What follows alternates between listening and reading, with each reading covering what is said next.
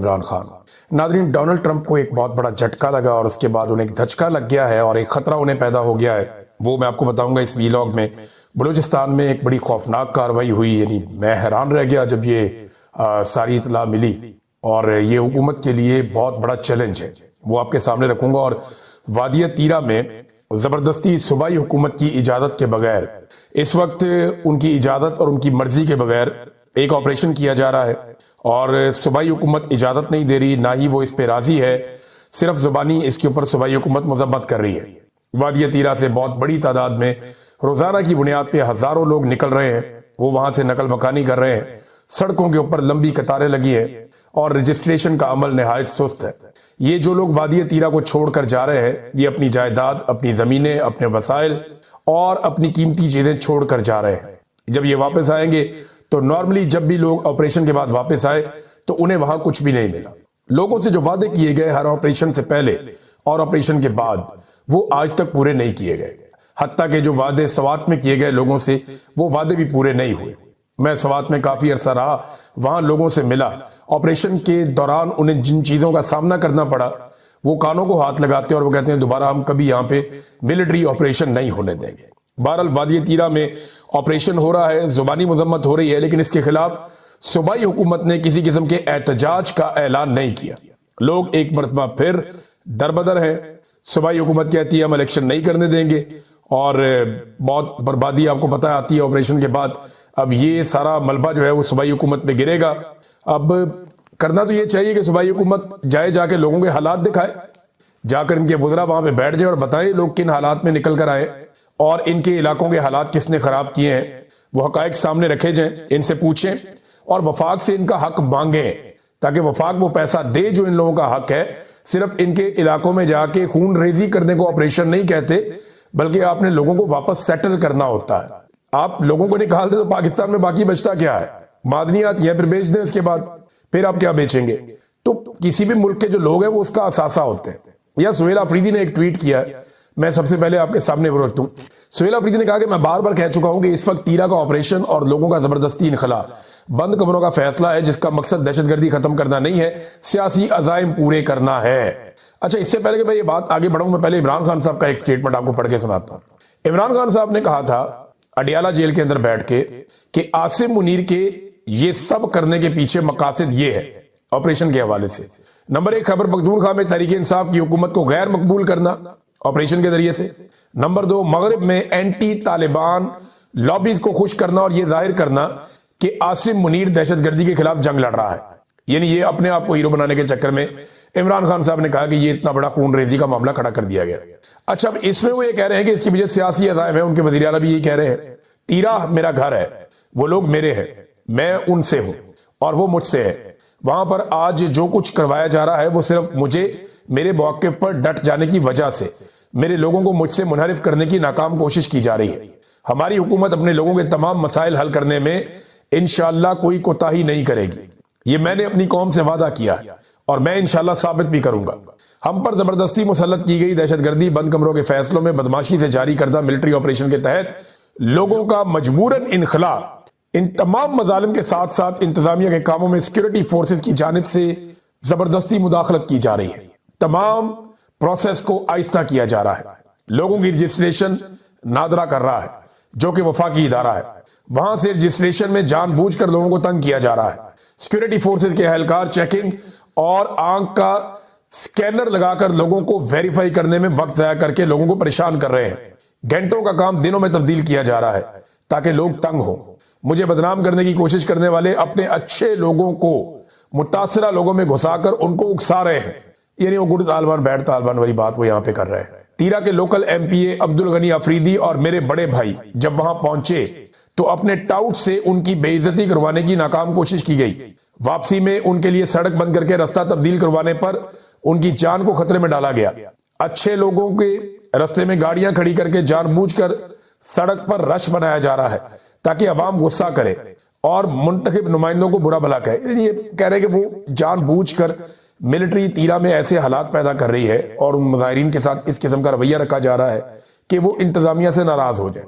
اب یہ بیچارے بھولے بالے لوگ ہیں، ان کو اکسایا جائے گا کہ دیکھیں جی یہ تو آپ کے ساتھ صوبائی حکومت کر رہی ہے اور جب صوبائی حکومت کے نمائندے جاتے ہیں تو ان کے خلاف وہاں پہ پروپیگنڈا کروایا جاتا ہے۔ دہشت گردی کی جنگ بند کمروں کے فیصلوں سے نہیں جیتی جا سکتی، نیت ٹھیک ہونی چاہیے اور اعتماد کو بحال رکھنا چاہیے۔ تمام سٹیک ہولڈرز کو اعتماد میں لیے بغیر مستقل اور پائیدار امن ناممکن ہے۔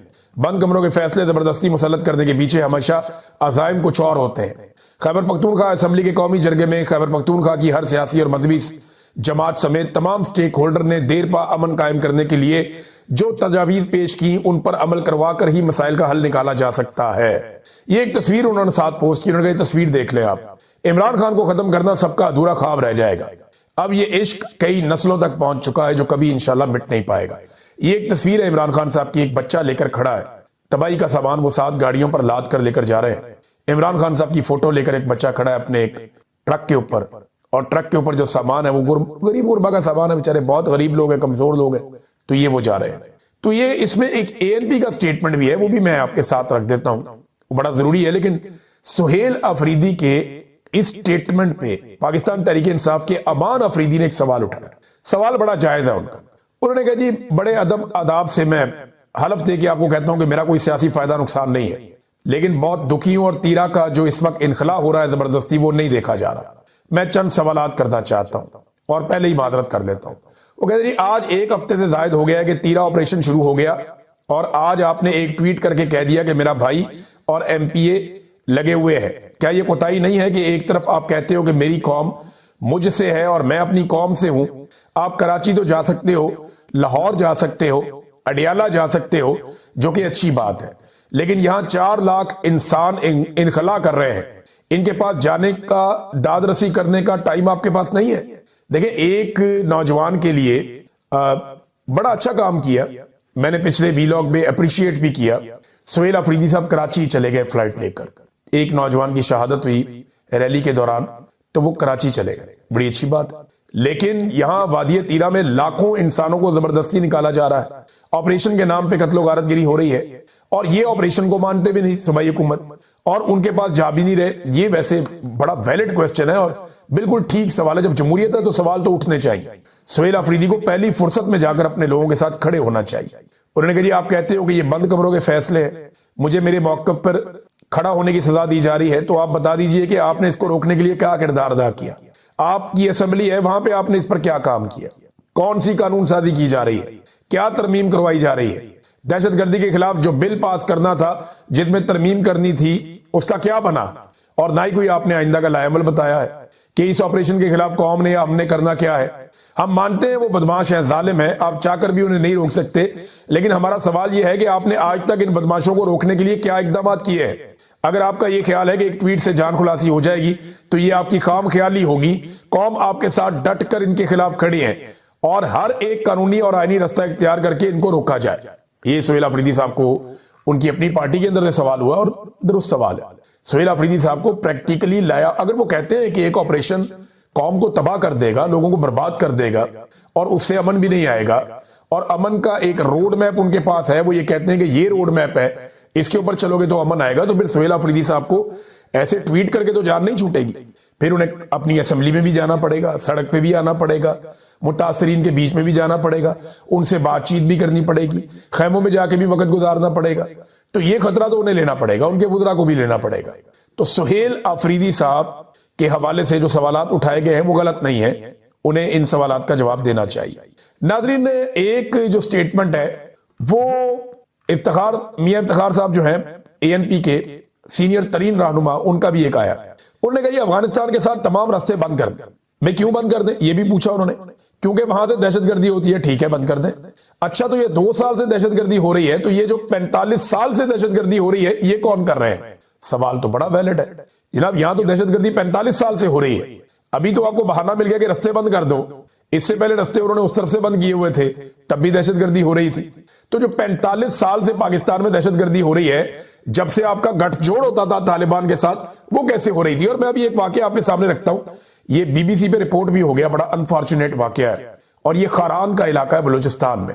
خاران میں مسلح افراد نے حملہ کر دیا، تھانے سے قیدیوں کو بھی چھڑوا کے لے گئے۔ جو اطلاع ہے وہ یہ ہے کہ بہت بڑی تعداد میں لوگ آئے خاران میں، انہوں نے اٹیک کیا، درجنوں مسلح افراد نے شہر میں داخل ہو کر police station, judicial lock up, بینکوں پر حملہ کیا، اور مقامی افراد نے میڈیا کے نمائندوں کو بتایا کہ مسلح افراد نے تھانے، وائرلیس سسٹم اور پولیس گاڑیوں کو جلا دیا، قیدیوں کو چھڑوا کر لے گئے، جبکہ پولیس اہلکاروں کا اسلحہ چھین کر بینکوں کو بھی لوٹ لیا۔ جناب یہ حالات ہیں اس وقت بلوچستان میں، جہاں پہ ان کی اپنی حکومت ہے، جہاں انہیں آپریشن کرنے سے روکتا بھی کوئی نہیں ہے۔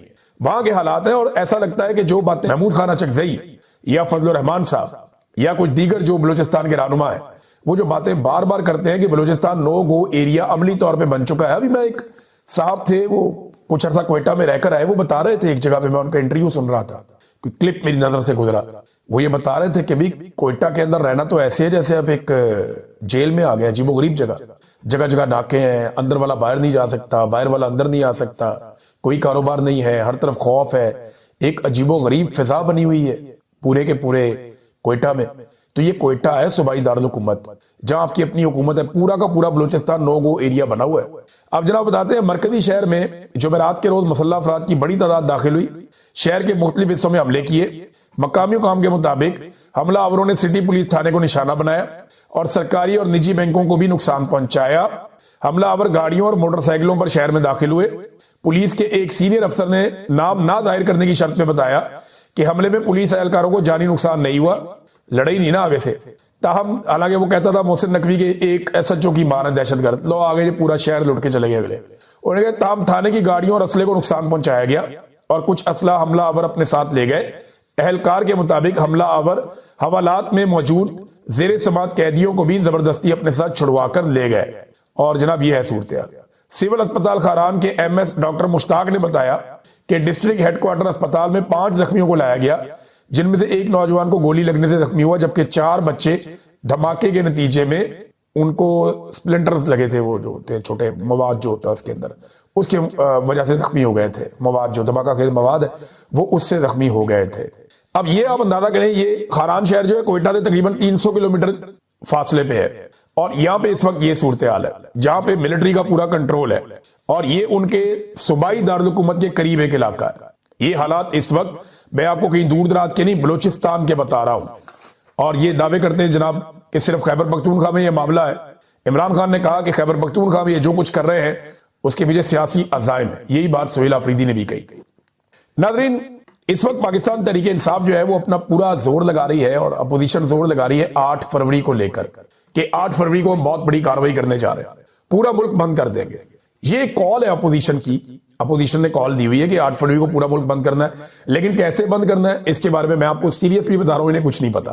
8 فروری کو بس انہوں نے پاکستان سے گزارش کر دی، پاکستانیوں سے، یہ ملک بند کرنا ہے۔ نہ یہ ٹریڈر یونین سے ملے، نہ یہ وکلا تنظیموں سے ملے، نہ یہ دوسری تنظیموں سے ملے، نہ یہ لیبر یونین سے ملے، نہ یہ تاجروں کے رہنماؤں سے ملے، نہ یہ چیمبر آف کامرس کو لوگوں کو ملیں گے، ان کو قائل کریں گے، ان کو بتائیں گے، پھر ہوتی ہے ہڑتال کہ بھئی یہ ریزن ہے، اس وجہ سے آپ نے ہڑتال کرنی ہے۔ نہ انہوں نے گراؤنڈ کے اوپر اپنی لوگوں کی ڈیوٹیاں لگائیں کہ آپ نے کون سا علاقہ بند کرنا اور کون سا نہیں کرنا۔ مجھے ایسا لگتا ہے کہ یہ معجزے کا انتظار کرنے کے اچانک پاکستانی نکلیں گے اور 8 فروری کو پورا پاکستان بند کر دیں گے۔ ہر مرتبہ پاکستان تحریک انصاف کی جو لیڈرشپ ہے، عمران خان صاحب تو جیل میں ہے نا، ان کے پاس تو پلان ہوتا تھا، وہ بتاتے بھی تھے۔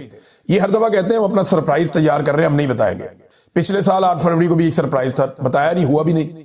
پھر انہوں نے کہا جی 26 نومبر کو ہم ایک سرپرائز دیں گے، بتایا بھی نہیں، ہوا بھی نہیں۔ پھر جناب انہوں نے کہا 5 اگست کو عمران خان صاحب کو جس دن پکڑا گیا تھا اس دن ایک سرپرائز دیں گے، بتایا بھی نہیں، ہوا بھی نہیں۔ اب یہ کہہ رہے ہیں کہ 8 فروری کو ہم جو کرنے جا رہے ہیں ہم پہلے نہیں بتا سکتے کیونکہ ایک بڑا سرپرائز ہے جو دیا جائے گا، اس قسم کی باتیں ہو رہی ہیں۔ تو گراؤنڈ کے اوپر تو کوئی نظر نہیں آ رہا۔ اس سے پہلے بھی بہت سارے سرپرائز کہے گئے پاکستان تحریک انصاف کی جانب سے، لیکن حقیقتاً وہ خود ایک سرپرائز کے انتظار میں۔ انہیں لگتا ہے کہ کسی دن اچانک سے عوام سرپرائز دے دے اور باہر آ جائے اور عوام ساری چیزیں اپنے ہاتھ میں لے لے، اور یہ معجزہ ان کی تحریک کی کامیابی کی وجہ بن جائے۔ گراؤنڈ کے اوپر ٹیکنیکلی جو کام کرنا ہوتا ہے، جو پولیٹیکل پارٹیز کرتی ہیں پوری دنیا میں، اس سے وہ کام چوری ایک طرح کی مجھے لگتا ہے وہ کر رہے ہیں۔ عمران خان ان کو بار بار ڈائریکشن دیتے رہے، عدالت میں جاؤ، عدالت میں جاؤ، عدالت میں جاؤ، اکٹھے ہو کر جاؤ، سارے جاؤ، 350 بندہ آپ کا، آپ عدالت میں جا کے بیٹھ جائے ریڈ زون میں۔ اسلام آباد ہائی کورٹ ریڈ زون میں، وہاں جا کے بیٹھ جائے، وہاں کوئی نہیں آنسو گیس چلاتا آپ کے اوپر، وہ مار کٹائی کریں گے، 250 کیمرہ نکل آئے گا وہاں پہ۔ اڈیالہ کے باہر تو 4 کیمرے ہوتے ہیں، 10 کیمرے ہوتے ہیں، وہ بھی بڑی مشکل سے بیچارے ڈیجیٹل میڈیا کے لوگ جاتے ہیں۔ اگر آپ اسلام آباد ہائی کورٹ میں ہوں گے تو سارا ریڈ زون ہے، دنیا بھر کے نیشنل اور انٹرنیشنل میڈیا کے کیمرے وہاں پہ موجود ہیں۔ تو چاہے نہ جا کے عدالت میں 2-3 دن بیٹھ جائے کہ جی ملاقات ہی نہیں کروا رہے، जज कहता है जी कल मुलाकात करवाएंगे, ठीक है जी कल हम इधर ही बैठेंगे, हमारे लोग जाएंगे मुलाकात करने के लिए, नहीं मुलाकात होगी हम इधर ही बैठेंगे अदालत में, सर आप हमें इंसाफ दें, हमें मिल ही नहीं रहा इंसाफ, हम आपको शिकायत लगाएंगे। बड़ी इज्जत और एहतराम के साथ आप अदलिया को इंसाफ देने पर मजबूर कर सकते हैं, सिस्टम को आप झुका सकते हैं, लेकिन वो किसी मौजज़े का इंतजार कर रहे हैं, लगता तो ऐसे ही है। नाज़रीन, और देखें ना ये करप्शन पे बात करते हैं, ना ये कोई स्कैंडल पकड़ते हैं।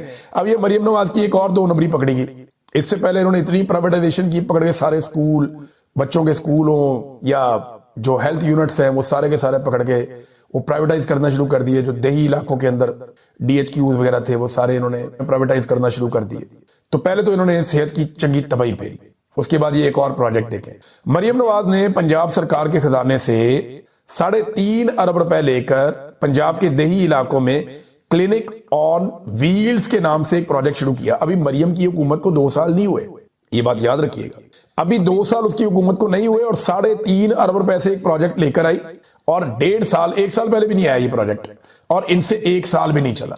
ये 3.5 अरब रुपए लगा के बहुत सारी गाड़ियां ले ली, हेल्थ यूनिट ले लिए, ये चलते फिरते जो होते हैं, और ये सारे बनाकर जनाब इन्होंने इतना पैसा लगाया, 590 गाड़ियां ले ली, एम्बुलेंसें ले ली, सब कुछ करने के बाद पूरा प्रोजेक्ट बना दिया। जब इनसे नहीं चला तो अब उसको ठेके पर दे रहे हैं, यानी अरबों रुपए पंजाब के सरकारी खजाने से इस प्रोजेक्ट के लिए हासिल किए, फिर करोड़ों के इश्तिहारात दिए और आखिर में पूरा प्रोजेक्ट ही ठेके पर दे दिया, ये कहकर कि इस प्रोजेक्ट को चलाना सूबाई हुकूमत के बस की बात नहीं है। ये जनाब इनकी औकात है और ये है करप्शन के वो छोटे बड़े कारनामे जो ये लगातार करते चले जा रहे हैं। ये एक छोटी सी मिसाल है। इसके अलावा इन्होंने जो वो सफाई के नाम के ऊपर पंजाब में सफाया फेरा, जो इन्होंने वहां पे जिस लेवल की करप्शन हुई है, और ये तो लगातार रोजाना की बुनियाद के ऊपर इनकी करप्शन के केसेस और चीजें सामने आती है कि फलाने फंड्स के अंदर ये हो गया, इतना फंड इन्होंने खुर्द बुर्द कर लिया, इतने फंड का कोई हिसाब ही नहीं मिल रहा, पूछने वाला ही कोई नहीं है। भाई उन्हें तो ये निजाम इतना उनके कदमों में गिरा हुआ है शरीफ खानदान के कि उन्हें तो एयरफोर्स का तैयारा मिलता है बच्चों के शादियों के कार्ड बांटने के लिए। तो इनसे कौन सवाल करेगा? इस वक्त तो कोई नहीं कर सकता, लेकिन तारीख में सारे सवाल लिखे गए। नाज़रीन, ईरान ने तमाम परवाज़ें मनसूख कर दी हैं अपनी। रूस ने जंग रोकने में अपना किरदार अदा किया, वो कोशिश कर रहा है कि जंग ना हो। अमेरिका अगले 2 दिनों में हमला कर सकता है, ये बहुत बड़े पैमाने पे खबर रिपोर्ट हो रही है, बहुत सारे तज्जियाकार ये कह रहे हैं। और डोनाल्ड ट्रंप के बारे में अमेरिकी मीडिया ये दावा कर रहा है कि डोनाल्ड ट्रंप एक फैसला कुन लड़ाई ईरान के साथ करना चाहते हैं, जबकि ईरान में मुजाहरे रुक चुके हैं। ईरानी हुकूमत ने इस बड़ी मुश्किल को बड़े अच्छे तरीके से कंट्रोल कर लिया है। पाकिस्तान का किरदार इंतहाई मुबहम रहा, बहुत सारे मुल्क क्लैरिटी के साथ आए, लेकिन मुझे ऐसा लगा कि शायद पाकिस्तानी हुकूमत इंतजार कर रही है कि लड़ाई हो, इसमें भी उनका कोई खांचा लग जाए। अब ये तो जनाब इसकी सूरत हाल है। डोनाल्ड ट्रंप क्यों थोड़ा खौफजदा है? देखिए, अमेरिका में जब इलेक्शन होता है ना, एक नया सदर आता है, तो 2 साल के बाद एक मिड टर्म इलेक्शन होता है, जिससे पता चल जाता है ये हुकूमत ऊपर जा रही है नीचे जा रही है। और अगर एक हुकूमत कोई गलत पॉलिसीज बना रही है तो वो मिड टर्म इलेक्शन में ये होता है कि नई सीटें आने से फॉर्मेशन चेंज हो जाती है और उस सदर के पास बहुत सारे इख्तियारात कम हो जाते हैं। अब डोनाल्ड ट्रंप को वो वाला खतरा लगना शुरू हो गया है और उसने बातचीत करते हुए डोनाल्ड ट्रंप ने कहा कि इलेक्शन होने नहीं चाहिए मिड टर्म के, यानी इनको नजर आ रहा है कि अब इनको शिकस्त हो सकती है मिड टर्म इलेक्शंस में। ऐसा नहीं है कि बहुत जल्दी आ रहे हैं, लेकिन इसी साल के एंड में मिड टर्म इलेक्शंस हो जाएंगे। ये जब मिड टर्म इलेक्शंस हैं, इनमें डोनाल्ड ट्रंप बहुत मुमकिन है कि हाउस ऑफ रिप्रेजेंटेटिव्स में और सेनेट में, दोनों जगह पे, जैसे हमारी सेनेट है और कौमी असेंबली है, वो दोनों जगह पे अपनी अक्सरियत बरकरार ना रख पाए। और अगर ऐसा हुआ तो डोनाल्ड ट्रंप ने पहले ही कहा है कि मुझे फिर इंपीच किया जाएगा, यानी फिर मुझे सदर के ओहदे से हटाने की तैयारी की जाएगी। वो बड़ा पेचीदा अमल है, लेकिन जिसको भी इंपीच किया जाता है वो सदर फिर वहां पे ओहदे पे रुकना खुद भी उसके लिए मुनासिब नहीं होता। उसकी पार्टी का दबाव इतना आ जाता है कि उसको पीछे हटना पड़ जाता है। डोनाल्ड ट्रंप लेकिन मुख्तलिफ आदमी है, देखें वो कैसे रिएक्ट करता है, लेकिन डोनाल्ड ट्रंप के लिए सब अच्छा नहीं है, खतरात तो हैं। अब नाज़रीन, हमास के पास इस वक्त एक लाश बाकी है, जो खुद भी ढूंढ रहे हैं। गाजा में इसराइलियों की एक लाश बाकी है और उसके लिए मुसीबत डाली हुई है इसराइल ने और उनके हमायतियों ने कि जनाब हर हाल में वो एक लाश भी वापस की जाए, जबकि गाजा में रोजाना की बुनियाद पे लाशें गिर रही। पाकिस्तान ने अभी तक, इस वक्त तक जब मैं आपसे बात कर रहा हूं, अमेरिका की और मगरबी ममालिक की हर बात मानी है, आंखें बंद करके मानी है, मुकम्मल गुलामी की है। बेहतरीन अंदाज में आसिम मुनीर साहब और शहबाज शरीफ साहब, डोनाल्ड ट्रंप हो या दीगर मगरबी ममालिक हो, उनके साथ बेहतरीन चले, जबरदस्त उनके साथ कॉपरेशन किए। लेकिन असल इम्तिहान उनका अब आना, जब पाकिस्तानी फौज को यह कहा जाएगा कि अपनी अर्जी डाली है आपने, अब जाए जाकर حماس کو غیر مسلح کریں تو ان کا پہلا بڑا امتحان شروع ہوگا. اور بھی بہت سارے امتحان ہیں جن کا ان کو سامنا کرنا پڑے گا. کبھی کے دن لمبے، کبھی کی راتیں.